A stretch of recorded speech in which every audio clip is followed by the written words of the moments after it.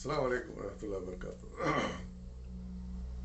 کتاب معجزات نبوی سے ہم ایسے واقعات اور ایسی حدیث کے بارے میں پڑھ رہے ہیں جو آنے والے کسی واقعے کے بارے میں رسول اللہ صلی اللہ علیہ وسلم نے ارشاد فرمائی تھی، پیش گوئی فرمائی تھی، اور وہ بالکل بعد میں صحیح ثابت ہوئے واقعات۔ تو آئیے آج بھی کچھ واقعات کا مطالعہ کرتے ہیں۔ پہلا واقعہ حضرت عمر بن خطاب رضی اللہ عنہ کے بارے میں ہے، اور ایک پیشگوئی حضور صلی اللہ علیہ وسلم نے ان کے بارے میں ارشاد فرمائی تھی۔ صحیحین یعنی بخاری مسلم میں عائشہ رضی اللہ عنہ سے مروی ہے کہ رسول اللہ صلی اللہ علیہ وسلم نے فرمایا، تمام امتوں میں ایسے لوگ ہوئے ہیں جنہیں الہام کی جاتی رہی ہے، اور میری امت میں کوئی ہوا تو وہ عمر بن خطاب ہیں۔ یہ بات مسلم اور بخاری دونوں میں آئی ہے یہ حدیث۔ تو ارشاد آپ کا کہنے کا مطلب یہ تھا کہ تمام نبی کی امتوں میں ایسے لوگ گزرے ہیں جن کو اللہ تعالیٰ نے الہام کی قوت دی تھی، یعنی غیبی طور پر اللہ تعالیٰ انہیں کوئی بات الہام کر دیتے، خبر دے دیتے، اور وہ پھر اس خبر کے مطابق عمل کرتے تھے یا اس سے فائدہ اٹھاتے تھے۔ تو اور تمام امتوں میں حضور صلی اللہ علیہ وسلم کا ارشاد تھا کہ ایسے لوگ ہوئے، نیک لوگ ہوئے، اور میری امت میں وہ ہوں گے حضرت عمر، جن کو غیبی طور پر الہام کیا جائے گا، کوئی بات انہیں غیبی طور پر بتائی جائے گی۔ بہقی نے طارق بن شہاب سے روایت کی ہے کہ ہم کہتے تھے کہ عمر بن خطاب رضی اللہ عنہ فرشتے کی زبان سے بات کرتے ہیں، اور عمر رضی اللہ عنہ کے سوانے میں بہت سے مکاشفات مذکور ہیں جو اس خبر کی تصدیق کرتے ہیں۔ انہی واقعات میں ساریہ بن زینب کا قصہ ہے۔ واقدی نے ابن عمر رضی اللہ عنہ کے غلام نافع سے بیان کیا کہ حضرت عمر رضی اللہ عنہ ایک مرتبہ ممبر پر خطبہ دے رہے تھے، خطبے کے درمیان میں انہوں نے ایک جملہ کہا، یا ساریہ بن زنیم الجبل، یعنی اس کا مطلب ہے کہ اے ساریہ بن زنیم پہاڑ پر چڑھ جاؤ۔ یہ حکم دیا آپ نے، اچانک خطبے کے درمیان رک کر یہ جملہ کہا۔ تو لوگوں نے حضرت عمر رضی اللہ عنہ قول کو سمجھا نہیں کہ وہ مسجد میں خطبہ دے رہے تھے، ممبر پہ کھڑے ہو کے اچانک خطبے کے درمیان میں یہ جملہ جس سے خطبے سے کوئی تعلق نہیں تھا انہوں نے کہا، تو لوگوں کو بڑی حیرت ہوئی۔ تو اس وقت وہ سمجھے نہیں، وہ اس جملے کو ظاہر کیسے سمجھ سکتے تھے۔ لیکن جب ساریہ بن زینب مدینہ حضرت عمر رضی اللہ عنہ کے پاس آئے تو کہا، اے امیر المومنین، ہم کئی دنوں سے دشمنوں کا محاصرہ کیے ہوئے تھے، لیکن قلعے میں سے ایک آدمی بھی نہیں نکلتا تھا۔ ہم زمین کی نچلی سطح پر تھے اور وہ بلندی پر قلعے میں تھے۔ یکایک میں نے ایک منادی کو اس طرح آواز دیتے ہوئے سنا، یا ساریہ بن زینب الجبل۔ چنانچہ میں اپنے اصحاب کو لے کر پہاڑ پر چڑھ گیا۔ پھر چند ہی لمحے بعد اللہ تعالیٰ نے ہمیں فتح عطا فرما دی۔ تو یہ اس کا جو ہے نا بات اس وقت سمجھ میں آئی لوگوں کے جب وہ خود ساریہ بن زینب تشریف لائے اور حضرت عمر سے پورا واقعہ بیان کیا۔ اور واقعہ یہ تھا کہ وہ حضرت عمر نے ان کو بھیجا تھا فوج کے ساتھ کوئی قلعہ فتح کرنے کے لیے، لیکن قلعہ وہ تھوڑی اونچائی پہ تھا، فوج صحابہ کے نیچے کھڑی تھی، تو اور ان کو وہ قلعہ ان سے فتح ہو نہیں رہا تھا۔ تو اللہ تعالیٰ نے یہ خبر الہام کے ذریعے سے حضرت عمر کو دی، پوری صورتحال ان کو شاید دکھائی گئی، اور پھر اس وقت انہوں نے فوراً اس کا حل بتایا اور وہیں سے آواز لگائی۔ حالانکہ کئی میل دور تھا وہ قلعہ، اور آواز کے پہنچنے کا سوال ہی نہیں پتا تھا، لیکن اللہ تعالیٰ کا انتظام تھا۔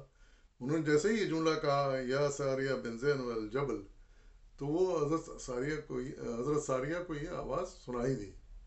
ایسا لگا کہ کوئی آواز دے کر کہہ رہا ہے کہ پہاڑ پر چڑھ جاؤ۔ تو پھر فوراً وہ اپنی فوجوں کو لے کر پہاڑ پر چڑھ گئے اور اس قلعے کو فتح کر لیے۔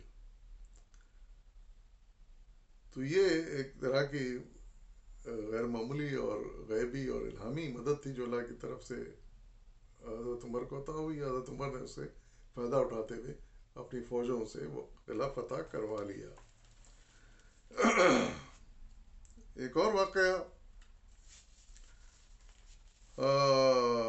اویس قرنی کے بارے میں رسول اللہ علیہ وسلم کی ایک پیش گوئی بیان کی گئی ہے.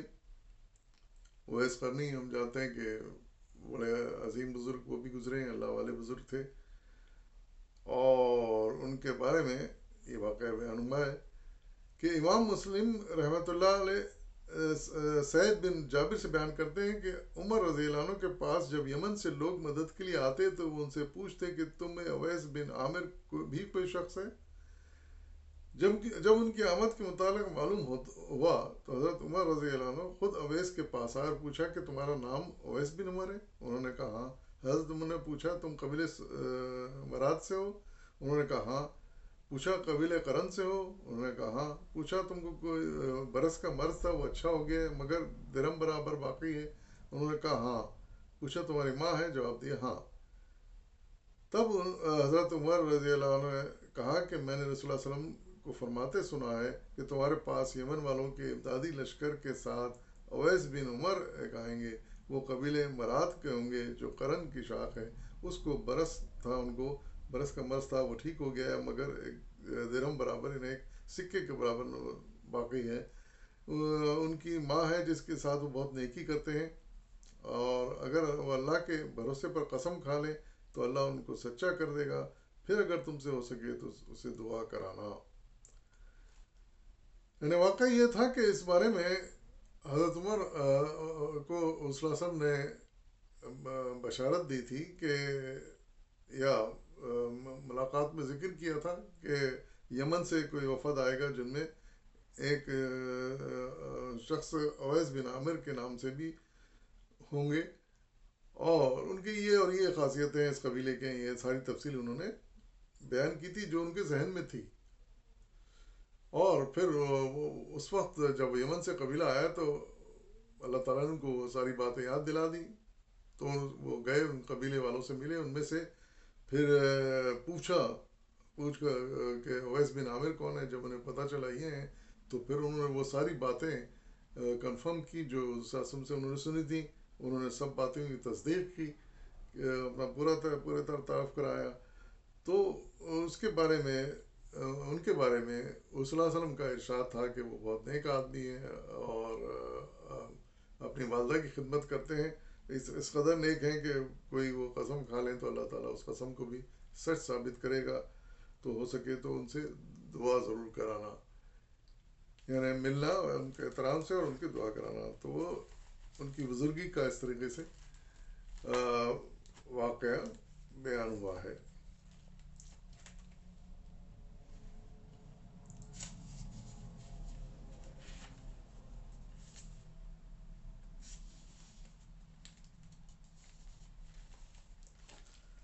ایک اور واقعہ ہے شہادت عمر رضی اللہ عنہ کے متعلق رسول اللہ علیہ وسلم کی بشارت. امام احمد نے روایت کی ہے کہ رسول اللہ علیہ وسلم نے حضرت عمر کے سفید کپڑے میں ملبوس دیکھ کر پوچھا تیرا کپڑا نیا ہے یا دھویا ہوا ہے؟ راوی کا بیان ہے میں نہیں جانتا کہ حضرت عمر نے آپ کو کیا جواب دیا. پھر رسول اللہ علیہ وسلم نے فرمایا کہ نیا لباس زیبتن کرو, پاکیزہ زندگی بسر کرو اور شہادت کی موت مرو. یعنی زندگی کی بنیادی اصول آپ نے اس جملے میں بتا دیے کہ اچھا لباس پہنو, نیا ہو تو اچھا ہے, پاکیزہ زندگی بسر کرو, لباس کی طرح اپنے اعمال بھی پاکیزہ ہونے چاہیے, اور پھر یہ بشارت بھی آپ نے دے دی کہ تم شہادت کی موت مرو گے, شہید ہوگے. راوی کہتے ہیں میرا گمان ہے کہ آپ نے یہ بھی فرمایا اللہ تعالیٰ تجھے دنیا و آخرت میں آنکھوں کی ٹھنڈک عطا کرے. اسی طرح اسے نسائی اور ابن ماجہ نے بھی روایت کیا ہے. یہ حدیث مسند امام احمد اور سنن ابن ماجہ میں بیان ہوئی ہے. بہرحال راوی کہتے ہیں کہ رسول اللہ علیہ وسلم کی بشارت صحیح ثابت ہوئی, اور حضرت عمر رضی اللہ عنہ مسجد نبوی کے محراب میں فجر کی نماز پڑھاتے ہوئے شہید ہوئے. یہ ہم جانتے ہیں حضرت عمر کو شہید کر دیا گیا تھا. کوئی بدبخت آیا اور اس نے نماز کی حالت میں، جب آپ نماز پڑھا رہے تھے اس وقت ان پر حملہ کر کے ان کو شہید کیا. اللہ تعالیٰ آپ کو جوار رحمت میں ظاہر جگہ دی ہوگی، آپ کے درجات بھی بلند ہوں گے، اور ہمیشہ ہمیں بھی ان کے حق میں دعا خیر کرنی چاہیے. تو یہ بشارت بھی جو حضور صلی اللہ علیہ وسلم نے آپ کے بارے میں دی تھی کہ وہ شہید ہوں گے، تو وہ واقعی شہید ہوئے. عثمان رضی اللہ عنہ کو پہنچنے والی مصیبتوں کی طرف رسول اللہ صلی اللہ علیہ وسلم کا اشارہ ہے. ایک اور واقعہ ہے کہ بخاری مسلم ابو موسیٰ اشعری سے ابو موسیٰ رضی اللہ عنہ سے روایت ہے کہ میں نے اپنے گھر میں وضو کیا، پھر باہر نکلا اور دل میں کہا کہ آج میں رسول اللہ صلی اللہ علیہ وسلم کا ساتھ نہ چھوڑوں گا. اور میں مسجد آیا اور آپ کے متعلق دریافت کیا. لوگوں نے کہا کہ کہیں باہر اس طرف تشریف لے گئے ہیں. میں بھی آپ کے پیچھے نکلا یہاں تک کہ اریس کے باغ میں آیا، اور اس باغ کا دروازہ کھجور کی ڈالیوں کا تھا. میں دروازے پر بیٹھ گیا. جب آپ حاجت سے فارغ ہوئے اور وضو کر چکے تو میں آپ کی طرف چلا. دیکھا تو آپ اریس کے کنویں کے مڈیر پر اس کے بیچ میں بیٹھے ہوئے ہیں، اس کے مڈیر پر بیٹھے ہوئے ہیں، اور دونوں پنڈلیاں کھول کر پاؤں کنویں میں لٹکا رکھے ہیں. میں نے آپ کو سلام کیا اور پھر لوٹ آیا اور باغ کے دروازے پر بیٹھ گیا. میں نے دل میں کہا کہ آج میں رسول اللہ علیہ وسلم کا دربان رہوں گا. اتنے میں حضرت ابوبکر آئے رضی اللہ عنہ اور دروازے کو دھکیلا. میں نے پوچھا کون ہے؟ جواب ملا ابوبکر. میں نے کہا ذرا ٹھہریے. پھر میں اندر گیا. رسول اللہ علیہ وسلم سے کہا ابوبکر آئیں اور اندر آنے کی اجازت چاہتے ہیں. آپ نے فرمایا ان کو آنے دو اور انہیں جنت کی خوشخبری سنا دو. میں آیا اور ابوبکر رضی اللہ عنہ سے کہا کہ تشریف لائیے، اور رسول صلی اللہ علیہ وسلم نے آپ کو جنت کی خوشخبری بھی دی ہے. خیر ابوبکر اندر آئے اور رسول اللہ علیہ وسلم کے داہنی طرف منڈیر پر بیٹھ گئے. پھر میں واپس آ گیا اور وہی دروازے کے پاس باہر آ کے بیٹھ گیا. میں اپنے بھائی عامر کو گھر میں وضو کرتے چھوڑایا تھا. میں نے اپنے دل میں کہا اگر اللہ تعالیٰ کو اس کی بھلائی منظور ہے تو اس کو یہاں تک لائے گا. تو میں کیا دیکھتا ہوں کوئی آدمی دروازہ ہلا رہا ہے. پھر وہ دروازے کے پاس بیٹھے تھے تو دروازے باہر کوئی پھر ہلا رہا تھا دروازہ. میں نے پوچھا تو جواب ملا میں عمر بن خطاب ہوں. تو انہوں نے کہا کہ ذرا ٹھہریے. پھر میں رسول اللہ صلی اللہ علیہ وسلم کے پاس آیا اور سلام کر کے کہا حضرت عمر نے آنے کی اجازت چاہتے ہیں، وہاں اجازت چاہتے ہیں. آپ نے فرمایا انہیں آنے دو اور جنت کی خوشخبری سنا دو. انہیں بھی خوشخبری سنائی گئی جنت کی، اور وہ بھی آ کر رسول اللہ علیہ وسلم کے بائیں جانب کے منڈیر پر بیٹھ گئے. پھر میں دروازے پر لوٹ آیا اور دل میں کہا اگر اللہ تعالیٰ کو عامر کی بھلائی منظور ہوگی تو اس کو بھی لے آئے گا. اتنے میں ایک اور آدمی نے دروازہ ہلایا. میں نے پوچھا کون ہے؟ جواب ملا عثمان. میں نے کہا ذرا ٹھہریے. میں نے آ کر رسول اللہ علیہ وسلم کو خبر دی کہ عثمان حاضر ہیں. آپ نے فرمایا ان کو آنے دو اور جنت کی خوشخبری بھی سناؤ، مگر وہ ایک بلا میں مبتلا ہوں گے. یعنی جنت کی خوشخبری بھی ان کو دی گئی، اور یہ بھی کہا گیا کہ وہ ایک مصیبت مبتلا ہوں گے. اور یہ وہی مصیبت تھی جو آخری وقت میں ان کو درپیش ہوئی، اور وہ تھا ان کے گھر کا محاصرہ اور پھر ان کی شہادت. ہمیں معلوم ہے کہ ایک عرصے تک ان کو دشمنوں نے گھر میں محصور رکھا تھا. ان کو باہر نکلنے نہیں دے رہے تھے. باہر وہ ہتھیار لے کر کھڑے ہوئے تھے کہ وہ باہر نکلیں تو ان کو شہید کریں گے. اور اس طرح وہ آخری وقت میں بڑی مشکل میں ان کا گزرا. پھر بھی آخرکار وہ اندر گھسے اور ان کو شہید کر دیا تھا. اور بہرحال انہوں نے پھر کہا، وہ چونکہ رسول اللہ علیہ وسلم ملنے آئے تھے اس وقت، تو انہوں نے کہا کہ آئیے، رسول اللہ علیہ وسلم نے آپ کو جنت کی خوشخبری دی ہے، مگر ایک بلا کے بعد جو آپ کو پہنچے گی. وہ بھی اندر آ گئے. دیکھا تو منڈیر کا ایک حصہ اور رسول اللہ علیہ وسلم کے سامنے کی طرف بیٹھ گئے. یعنی اس وسلم کے دائیں اور بائیں تو حضرت ابوبکر حضرت عمر بیٹھے تھے، وہ مقابل حصے میں منڈیر پر بیٹھ گئے۔ سعید بن مسیب جو ابو موسیٰ سے اس حدیث کے راوی ہیں نے اس حدیث کی تعویل یوں کی ہے کہ ان لوگوں کی قبریں اسی طرح ہوں گی،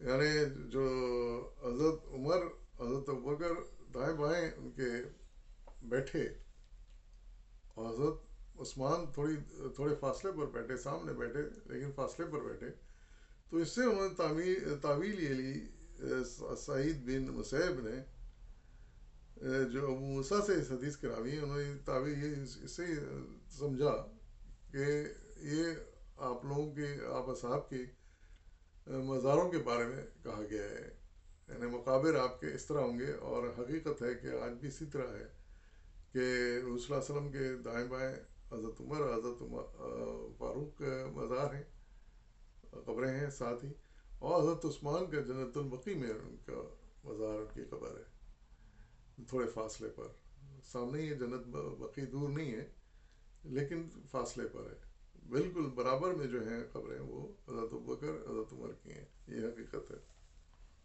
یہاں جانے والا وہاں دیکھ سکتا ہے، اور یہ تو ہمیں کتابوں سے بھی پتہ چلتا ہے۔